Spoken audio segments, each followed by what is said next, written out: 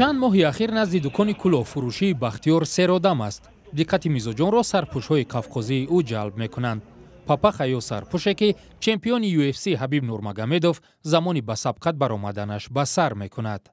فرق نداره مخلص وقتی مخلص شید ولی سن سال فرق نداره. خوی 18 ساله باشه خوی 70 ساله 70 سالش هم خریدگی 18 سالش هم خریدگی همون مخلص میگیره.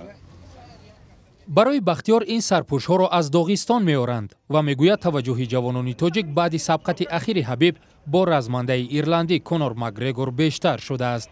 ارزش این کلاه‌ها از 100 تا 350 سومانی است. پشم تازه آخه مال صفت خوب است، صفت الله، پشم تازه، پشم گوسفند است. برای همین خیلی ارزش هم قدره هست و ارزانش اسکوستوینه و یا ارزانه. در خیابان‌های دوشنبه جوانان کلاه سفید زیاد به چشم می‌رسند. پاپاخا را همچون سرپوش زمستانه به سر می‌کنند.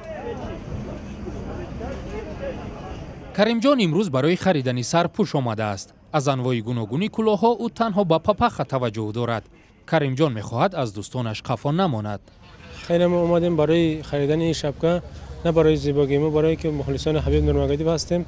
حبیب یکی از اسپورتسمن‌های بزرگترین جهان میباشد. وقتی که کنر خط مکگرگر بازی را سر کردن، وقتی پیش برماندن شمیر شبکه را موندن، وقت اما بالش کشیدن شبکه خودش. هر میزاجی که به نقطه فروش کلاه‌های کافکازی می‌آید با دستی پر بر نمی‌گردد. ارزش گران این سرپوش‌های پشمین به همه امکان نمی‌دهد که آن را خریداری کنند. نفرانی که امکان خریداری کلاه اصل را که از داغستان آورده می‌شود و تا 350 سومانی ارزش دارد ندارند، می‌توانند کلاهی از آن ارزان‌تر با ارزش 50 سومانی را خریداری کنند. چندان بد هم به نظر نمی‌رسد. عکس‌های مخلصان حبیب نورمگامدوف با پاپاخا که در شبکه‌های اجتماعی از گوشه‌های گوناگون جهان نشر می‌شوند، توجه جوانان تاجیک را به این نوع سرپوش جلب کرده است. میگویند با این راه آنها ورزشکار دوست داشته‌شان را دستگیری و مخلصی‌شان را اثبات می‌کنند.